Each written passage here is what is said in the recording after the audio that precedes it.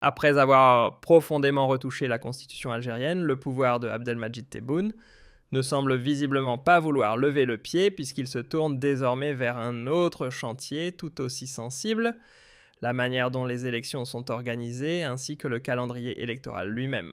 Et au centre de cette nouvelle offensive, on retrouve l'autorité nationale indépendante des élections l'ANI, une institution que tout le monde en Algérie connaît parfaitement, mais qui, il faut bien le dire, ne suscite pas vraiment l'adhésion populaire, notamment à cause de son fonctionnement jugé opaque, et surtout à cause du souvenir encore très vif du fiasco des présidentielles anticipées de septembre 2024, une séquence marquée par une confusion totale lors de l'annonce des résultats provisoires. Un véritable chaos où les chiffres se contredisaient d'une déclaration à l'autre, donnant lieu à une avalanche de données incohérentes qui ont ensuite été purement et simplement corrigées ou disons réajustées par la Cour constitutionnelle, laquelle a comme par enchantement revu à la hausse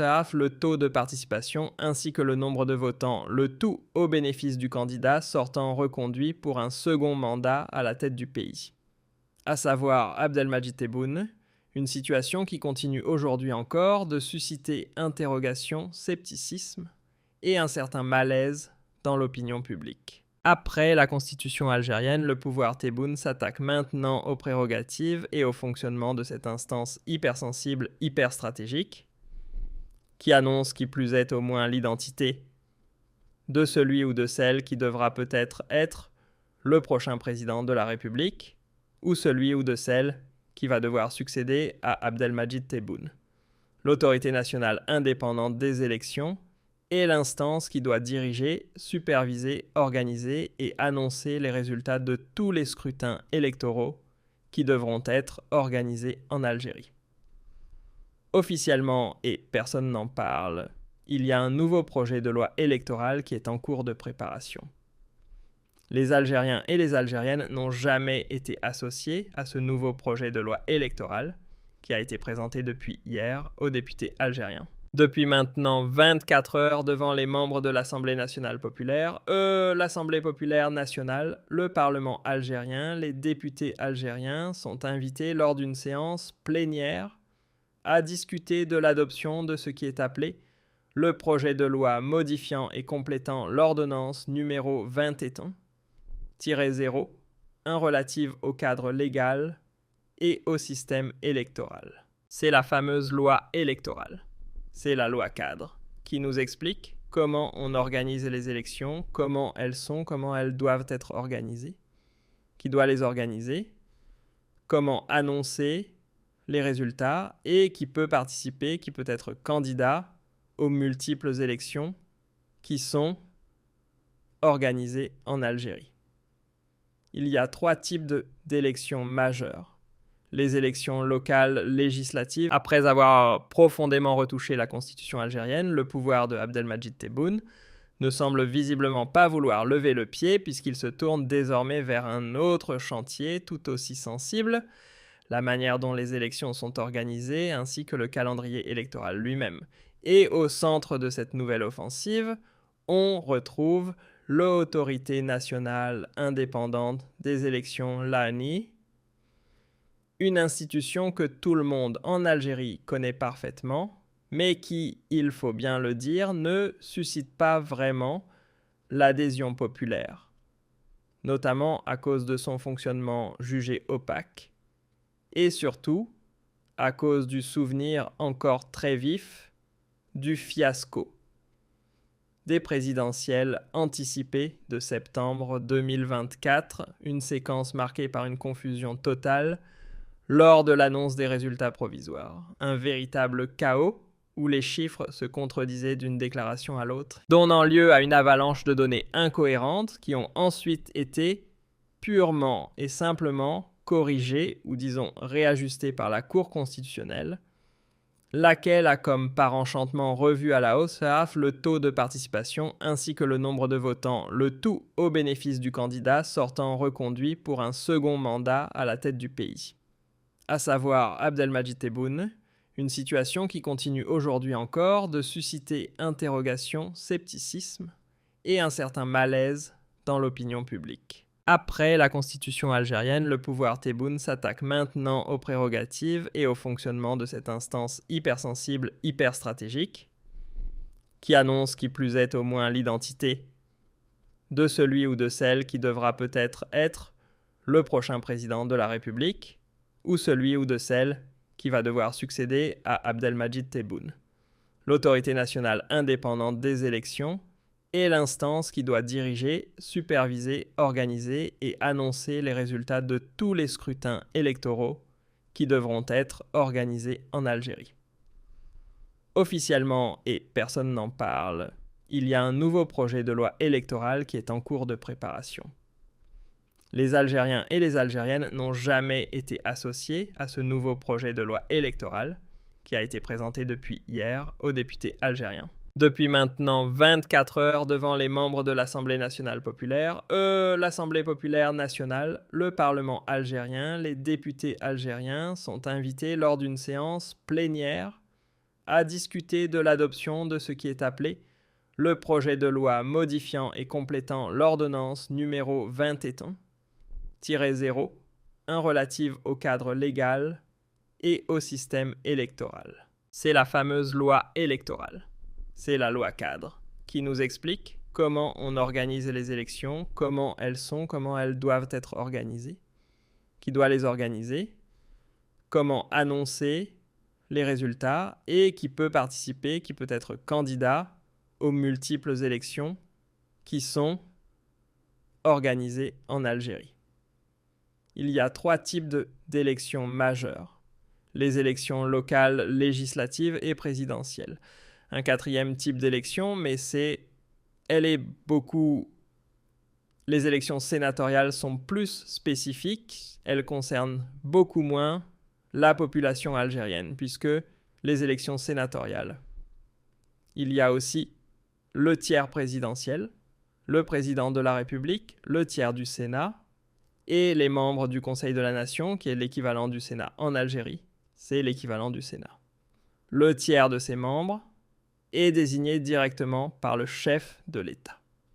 Donc c'est un mode d'élection beaucoup moins connu, beaucoup moins populaire. Mais les 3 élections directes, locales, législatives et présidentielles, et l'organisation de ces 3 élections majeures importantes pour la stabilité et le fonctionnement du pays, sont normalement assurées par la fameuse Autorité nationale indépendante des élections qui existe depuis 2019, rappelez-vous, et qui est censée être totalement souveraine et indépendante dans l'organisation et l'annonce des résultats.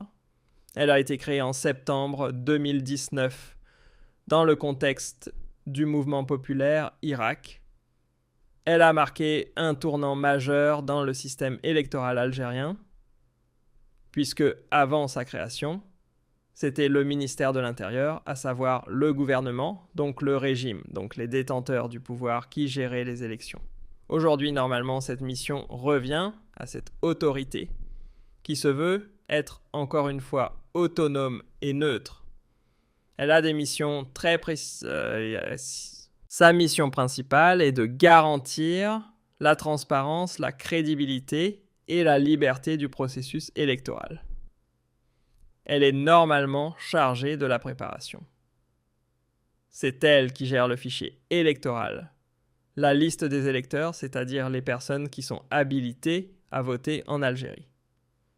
Elle doit réceptionner les dossiers des candidatures et valider le profil des candidats, des multiples candidats aux multiples élections qui devraient être organisées dans le pays. L'organisation technique, c'est elle qui gère la logistique, la répartition des bureaux de vote, et c'est elle qui doit superviser et contrôler les différents scrutins électoraux, et c'est elle qui doit annoncer les résultats.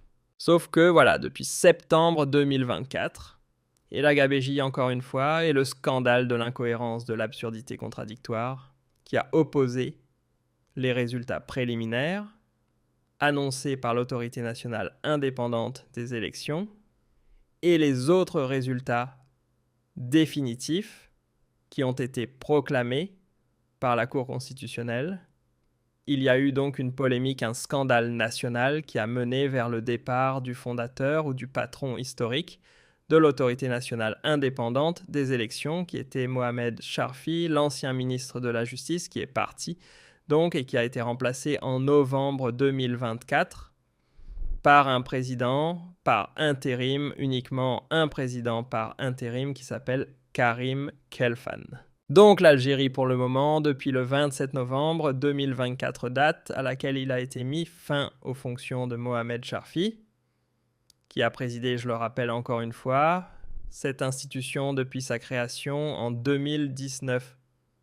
L'Algérie, l'autorité nationale indépendante des élections, le principal organisme en charge de l'organisation des élections en Algérie, est dirigée par un intérimaire qui s'appelle Karim Khelfan. Bon, Karim Khelfan était déjà membre actif au sein de cette autorité avant de prendre l'intérim. Et sa mission actuelle, sa mission en tout cas, en novembre 2024, ça fait pratiquement presque 2 ans, en novembre 2026. Si ce Karim Khelfan n'est pas pérennisé, régularisé, pérennisé ou officialisé dans ses fonctions, c'est un cas inédit. Le principal organisme, l'organisme le plus sensible du pays, celui qui organise les élections, est dirigé par un intérimaire, donc c'est une situation tout à fait anormale. Et pourtant, la mission de ce monsieur Khelfan était censée stabiliser l'institution et préparer les prochains rendez-vous électoraux. Alors, qui est monsieur Khelfan ? Alors, vous devez comprendre que monsieur Khelfan est officiellement un universitaire. Il est présenté comme universitaire, spécialiste du droit international, qui a enseigné à la faculté de droit de l'université Moulou Mameri de Tizi Ouzou. Il a eu une carrière académique, il a dirigé une équipe de recherche sur la thématique le droit international et l'évolution technologique au sein d'un laboratoire universitaire algérien. Il a été l'auteur de plusieurs contributions, notamment par exemple une contribution qui a été publiée dans la presse algérienne intitulée « La nécessité de revoir le régime d'immunité pénale des chefs d'État en droit international ». Il a aussi dirigé un ouvrage collectif qui s'appelle enfin intitulé « Les droits économiques » dans le cadre de la réalisation du développement durable. En réalité, vous l'avez bien compris, je pense, c'est un spécialiste du droit international. Ce n'est pas un spécialiste du droit électoral. La loi électorale, le mode d'organisation des élections, le processus électoral sont complètement différents des thématiques du droit international. Le droit international, c'est une chose. Le droit électoral, c'en est une autre. Ce sont deux spécialités complètement différentes. Mais bon, malgré cela, M. Khelfan a joué un rôle important, notamment dans la commission d'experts, chargée de proposer, de formuler des propositions importantes de révision de la Constitution. Ça, c'était en 2020. Il a joué un rôle dans la révision de la Constitution. Et il se trouve que nous avons pu confirmer, selon nos investigations, que M. Karim Khelfan, pour être beaucoup plus précis, est un haut responsable très proche et très familier d'un certain Bam Bam, le directeur de cabinet de Abdelmadjid Tebboune, puissant directeur de cabinet de Abdelmadjid Tebboune et son bras droit, Karim Khelfan. Donc, depuis sa prise de fonction en tant que président par intérim, il a procédé, selon nos investigations, à plusieurs changements et à plusieurs manœuvres qui le placent dans une situation d'indélicatesse ou dans un grand inconfort, puisque aujourd'hui, son fonctionnement est très opaque et son avenir est vraiment compromis. Pourquoi ? Parce qu'avec l'adoption de cette future loi électorale, dans le cadre de la révision constitutionnelle que le gouvernement Tebboune, que le régime Tebboune a imposé au mois de mars 2026, les fameux 10 amendements qui ont été votés. Il y a un amendement qui revoit le fonctionnement de l'autorité nationale indépendante des élections et qui offre à l'administration algérienne, c'est-à-dire au ministère de l'Intérieur, le contrôle de toute l'organisation logistique des élections. Alors que, jusque-là, depuis 2019, les bureaux de vote la logistique, tout le mode d'organisation des élections était confié à l'autorité nationale indépendante des élections. Mais après le scandale de septembre 2024, le gouvernement, le pouvoir politique, veut reprendre la main sur l'organisation des élections pour éviter qu'il y ait des erreurs, ou du bâclage, ou qu'il y ait des annonces contradictoires incohérentes, mensongères, ou je ne sais pas quoi, pour éviter ce qui s'est passé en septembre 2024, à savoir encore une fois des chiffres incomplets ou des statistiques incomplètes qui ne reflèteraient pas la réalité du terrain, qui ont été par la suite démentis, contredits par d'autres chiffres officiels. Donc pour éviter la gabegie, l'anarchie de septembre 2024, le gouvernement officiellement veut reprendre la main sur un aspect. Pour le moment, le régime Tebboune dit qu'il n'y aura pas d'ingérence dans le fonctionnement de l'autorité nationale indépendante des élections. Il n'y aura pas d'ingérence dans l'annonce des résultats, dans la collecte des résultats, dans leur analyse. Il y aura juste une participation et une implication dans la préparation logistique, la gestion des bureaux de vote, alors que déjà auparavant, le ministère de l'Intérieur était déjà impliqué puisque l'autorité nationale indépendante des élections n'était pas souveraine à 100%. Cette fois-ci, l'autorité nationale indépendante des élections ne sera pas souveraine dans l'organisation du mode logistique. Le débat fait rage, entre guillemets, puisque le Parlement algérien, on le sait très bien, il n'y a pas d'opposition, il n'y a plus de liberté publique individuelle, il n'y a plus de liberté de la presse. Cette restructuration de l'autorité nationale indépendante des élections, officiellement, elle ne fait pas l'objet. Le débat fait rage dans les coulisses, dans les salons du régime, où l'on est offusqué par la volonté de Tebboune de, après avoir changé la constitution, être en train de changer le mode d'organisation des élections, ce qui pourrait faire craindre une intervention directe dans la falsification ou dans la préparation ou l'annonce tout court des résultats d'une élection. Officiellement, le régime Tebboune, tout le gouvernement, tous les collaborateurs de Tebboune et ses ministres disent « Ah, ne vous inquiétez pas, cette restructuration de l'autorité nationale indépendante des élections est juste là pour améliorer son efficacité, en réduisant le nombre de ses membres, en renforçant le principe de rotation dans la prise de décision et en clarifiant le statut légal de ses membres et en exigeant une expertise spécifique dans le domaine électoral. » Le texte derrière la nouvelle loi électorale comporte 14 articles à caractère technique qui n'ont pas été expliqués, qui n'ont pas été médiatisés, que personne ne comprend et que très peu de personnes connaissent. Ça a été présenté rapidement aux parlementaires. Apparemment, selon nos sources, ça va être voté demain, donc ça a été présenté aujourd'hui, ça sera voté peut-être demain, et ça sera voté le jour même au Parlement, comme au Sénat, au niveau du Conseil de la Nation.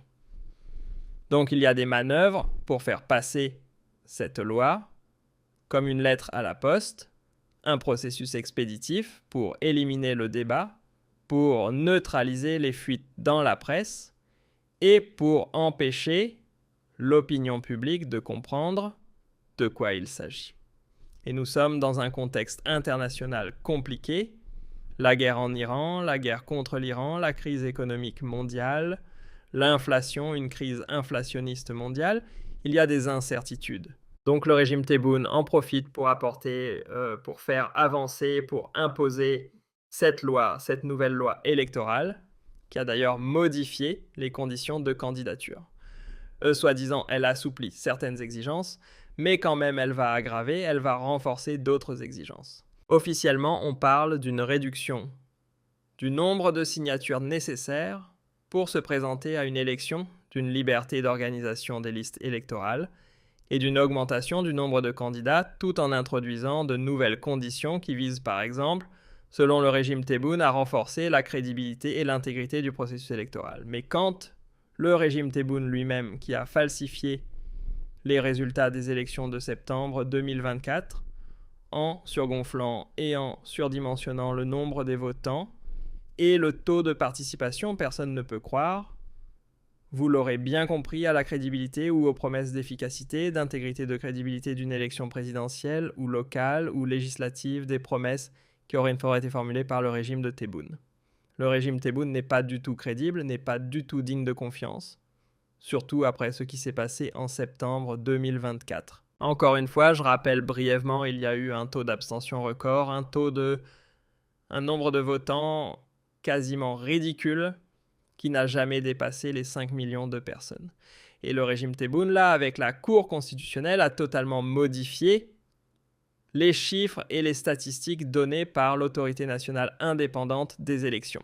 L'artisan, selon nos investigations de cette révision de la loi électorale, c'est Karim Khalfan lui-même qui roule pour le clan Tebboune, pour le clan notamment de pour BoMBoM, et qui use de sa proximité avec BoMBoM pour faire du ménage au sein de l'autorité nationale indépendante des élections et pour la nettoyer et pour éjecter tous les juristes, tous les experts qui peuvent gêner le pouvoir Tebboune ou le clan Tebboune dans cette entreprise de domestication de l'autorité nationale indépendante des élections et de transformation entière de ses prérogatives et dans cette entreprise de politisation de son mode de fonctionnement. Alors par exemple, nous avons pu confirmer au cours de nos investigations que Karim Khalfan a procédé à l'exclusion de tous les membres du conseil,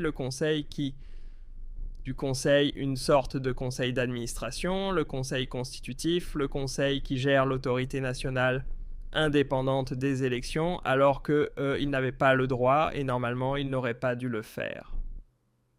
Tous les membres du conseil de l'autorité nationale indépendante des élections, du conseil de gestion de l'organe de gestion de l'autorité nationale indépendante des élections, qui sont censés avoir une expertise judiciaire importante, ont été mis à l'écart, à l'image du juge Abdelmadjid, Belbletta, Oumoudou, Boulerbe et d'autres, et Karim Khalfan est en train de faire le vide autour de lui. Toutes les compétences, encore une fois, tous les experts, les personnalités qui ont une connaissance aiguisée ou affûtée du droit électoral sont mises à l'écart. Le secrétaire général, il a nommé un secrétaire général de l'autorité nationale indépendante des élections, qui est originaire de la même région que lui. Ce qui va donc à l'encontre des usages administratifs et des protocoles au sein de l'autorité nationale indépendante des élections. Donc récemment, c'est lui qui a été à l'origine de cette disposition qui va réduire le nombre des membres de l'autorité nationale indépendante des élections de 20 à 10, avec des changements qui concernent les électeurs au niveau des wilayas. Par ailleurs, il a chargé un certain Abderrahmane Chebili, qui est issu de la société civile, qui ne connaît et qui ne possède aucun diplôme universitaire en droit, et qui a une expérience très limitée dans le domaine juridique, de discuter du projet de loi au niveau de la présidence de la République. Ça, on a pris quelqu'un qui était dans une association et qui était proche d'un leader de l'association de protection de l'enfance Abderrahmane Chebili. Sauf qu'Abderrahmane Chebili ne vient pas du monde du droit, n'est pas un expert du droit, et c'est lui qui a été désigné par l'autorité nationale indépendante des élections comme étant l'interlocuteur de la présidence de la République pour parler des modifications qu'il faut pour exécuter des modifications de la réforme de la loi électorale, alors qu'il n'est même pas juriste de formation.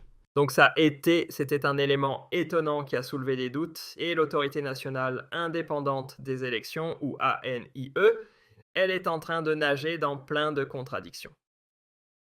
Alors récemment aussi, nous avons découvert que Khalfan Karim, le président par intérim de l'autorité nationale indépendante des élections, a commencé à procéder à des changements au niveau des wilayas en contactant les coordinateurs locaux et en leur demandant de choisir l'une des 3 wilayas autres que celle de leur lieu de résidence. ce qui constitue, selon nos investigations, une procédure contraire à la loi actuelle, à la loi électorale actuelle, qui impose l'approbation du Conseil de gestion de l'autorité nationale indépendante des élections avant toute modification.